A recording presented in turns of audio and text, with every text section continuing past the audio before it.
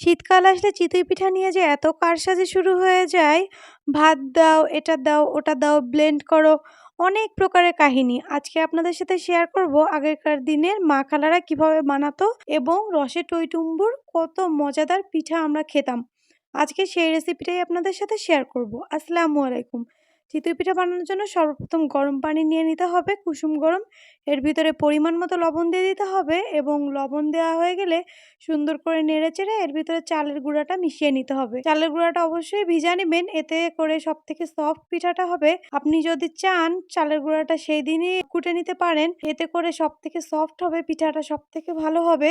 চালের গুঁড়াটাই যে মিশিয়ে নিয়েছি আমরা, ঘন হয়ে গেলে পানি মিশাতে চাইলে অবশ্যই গরম পানি ব্যবহার করবেন। মিশানো হয়ে গেলে যে এরকম ঘনত্বটা হবে, আমি এই যে আঙ্গুল দিয়ে দেখিয়ে দিব, ঘনত্বটা ঠিক এরকম দিবেন। আঙ্গুলে হালকা এভাবে পাতলা পরত পড়বে, এরকম করলে চিতই পিঠা অবশ্যই ভালো হবে। এই যে আমরা মাটির চুলায় চলে এসেছি এবং মাটির ছাঁচ নিয়ে চলে এসেছি, যেহেতু আজকে বলেছি গ্রামের মা খালাদের চিতই পিঠার রেসিপি আপনাদের সাথে শেয়ার করব। পিঠার গোলাটা ছাঁচের ভিতরে দেওয়া হয়ে গিয়েছে, এবার ঢাকনা দিয়ে ঢেকে দিব এবং ঢাকনা দেওয়ার পরে চারপাশ দিয়ে সুন্দর করে কাপড় দিয়ে বেড়ি দিয়ে দিব। আমার ভিডিওর ক্লিপটা কেটে গিয়েছে, আপনারা অবশ্যই কাপড়টা হালকা ভিজিয়ে বেড়ি দিয়ে দিবেন এবং পিঠা যখন দিবেন এক ছাঁচ উঠিয়ে আরেক ছাঁচ দিবেন, তখন আলাদা একটা পাত্রে লবণ পানি গুলিয়ে নিবেন এবং একটা কাপড় দিয়ে ছাঁচটা মুছে দিবেন। এতে করে পিঠাটা অনেক সুন্দর দ্রুত উঠে যাবে। এই যে দেখেন আমাদের পিঠা বানানো হয়ে যাচ্ছে, আম্মু পিঠা বানাচ্ছে আর এই যে আম্মু কাঁচি দিয়ে উঠিয়ে নিচ্ছে পিঠাগুলো।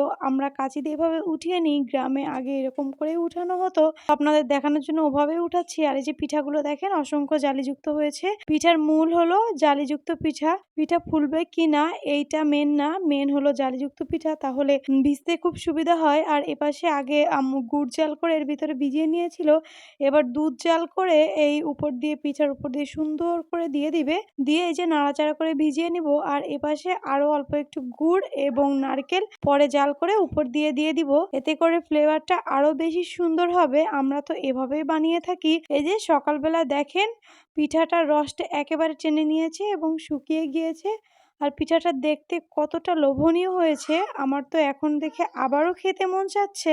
পিঠাটা কত বেশি তুলতুলে হয়েছে এবং কত রসালো হয়েছে দেখেন, আমি উঠাতেই পারছি না, উঠাতে গেলেই ভেঙে যাচ্ছে। এই যে আমি উঠাতে গিয়েও ভেঙে ফেলেছি, এত বেশি সফট হয়েছে এবং স্বাদের কথা কি বলবো, এত বেশি মজাদার হয়েছে।